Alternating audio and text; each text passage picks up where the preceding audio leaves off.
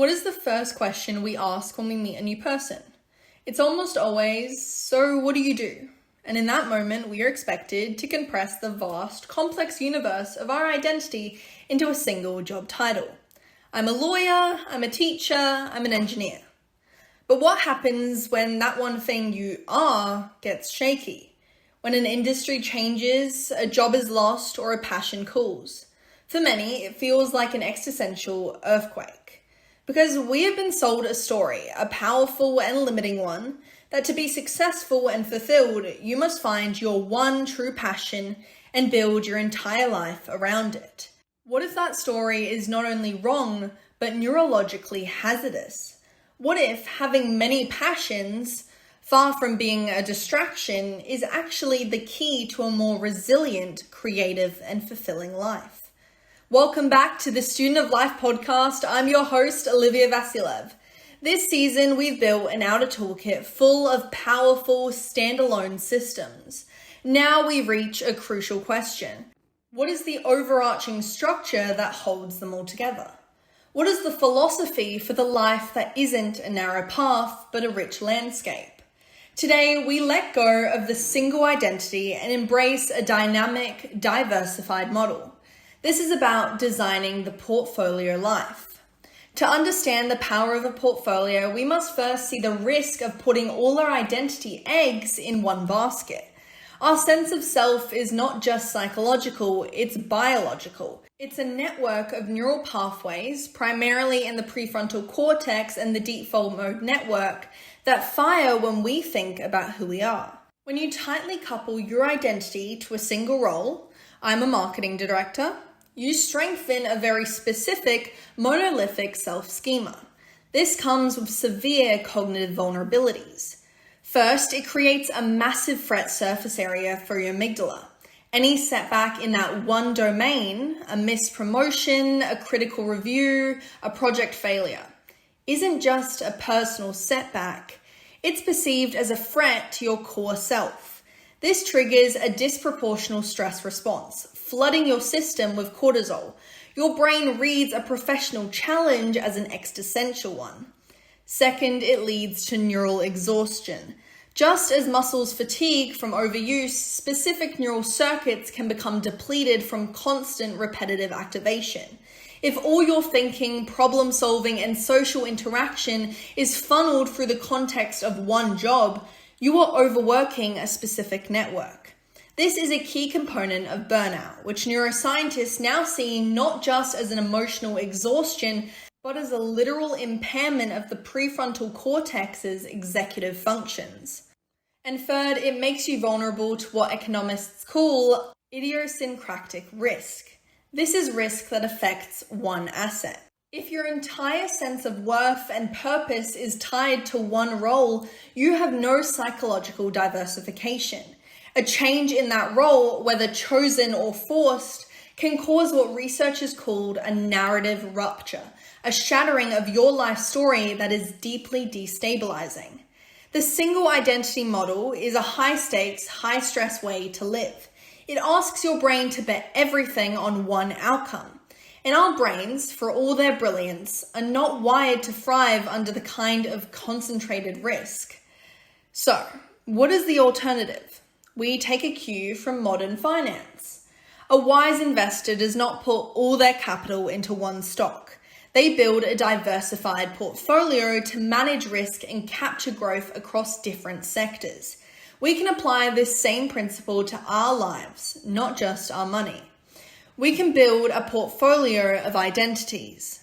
This is supported by a core pillar of motivational psychology, self-determination theory. Developed by researchers Edward Deci and Richard Ryan, it states that human flourishing requires three things: autonomy, competence, and relatedness. A monolithic career often fails to provide all three consistently. A portfolio life, however, lets you source them from multiple streams. You might get competence from your job, autonomy from a side project, and relatedness from a volunteer role. You are not relying on one vessel to carry all your psychological needs.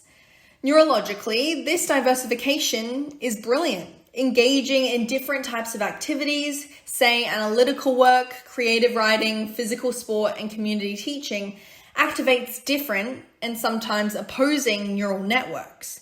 Your analytical work might engage the central executive network for focus and logic. Your creative work might light up the default mode network for imagination and synthesis.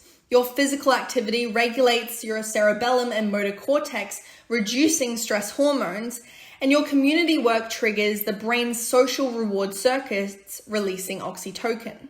By cycling through these states, you allow neural resources to replenish. You prevent the exhaustion of only one circuit. You also create opportunities for cross-pollination. Insights from your hobby can solve problems at work. Disciplines from your job can structure your creative projects. This is because memory and creativity are associative. The more diverse your mental library, the more unexpected and innovative the connections. So, how do you actually map your portfolio? I suggest auditing your life across 4 key asset classes. Asset class 1, core work. This is your primary economic engine.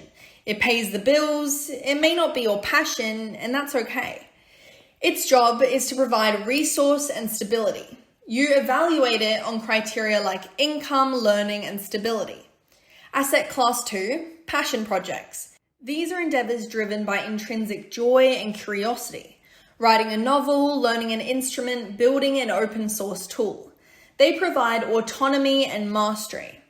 Their ROI is not money, but engagement and fulfillment.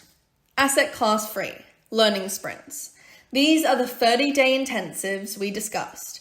They are temporary, focused investments in a new skill to expand your portfolio's potential. They provide competence and novelty. Asset class 4, community roles. They could be mentoring, volunteering, coaching a team, or organizing events. They provide relatedness and a sense of contribution. They root your identity into something larger than yourself. The goal in all of this is not to have a huge allocation in each, but to have intentional allocations. Maybe your core work is 70% of your time, a passion project is 15%, learning is 10%, and community is 5%. The ratios will change over time. The point is conscious design. Now, the practicalities. Managing multiple projects is the very reason we build an outer toolkit. Your second brain is your portfolio management system. Each asset class can have its own area. Your environment is curated to smoothly transition between these modes. The bigger challenge is often social. How do you answer the question, what do you do? Instead of a title, you offer a narrative. You say, I have a portfolio of things I do. I work in software development, which I enjoy for the problem solving. I also write about neuroscience, which is a deep passion of mine. And I spend a few hours a week coaching a youth robotics team, which is incredibly rewarding. This does 2 things. First, it reframes you from a static job holder to a dynamic creator. Second, it invites more interesting, multifaceted conversations. You are no longer a label, you are a story. This model is also profoundly liberating for neurodivergent thinkers, whose interests and talents are often intensely deep and broadly distributed. The portfolio life validates a multi-potentialate nature. It provides a structure to honor cyclical interests and channel hyperfocus into different assets at different times, without the shame of not picking one thing. The portfolio life is an act of cognitive risk management and a celebration of human complexity. It acknowledges a fundamental truth. You are not one thing. You are a chorus of interests, skills, and roles. By designing a life that honors that chorus, you build resilience against shocks, stave off burnouts, and open up a wider channel for creativity and joy. You now have a philosophy to contain all your tools, but a philosophy needs a final, unifying principle.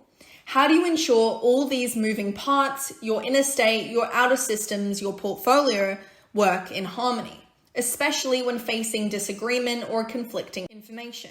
That brings us to our penultimate tool. Next week, we tackle the science of strong opinions, loosely held. how to form a reasoned viewpoint, advocate for it persuasively, and yet update it intellectually when new evidence arrives. This is the master skill for thinking well in a complex world. But this week, take out a page in your second brain. Title it My Life Portfolio. Sketch out those 4 asset classes and just list what's in each one right now. No judgment, just an audit. See the diversity that already exists and imagine what you might want to rebalance. And remember, never stop learning. I'm your host, Olivia Vasilev, and this is the Student of Life podcast.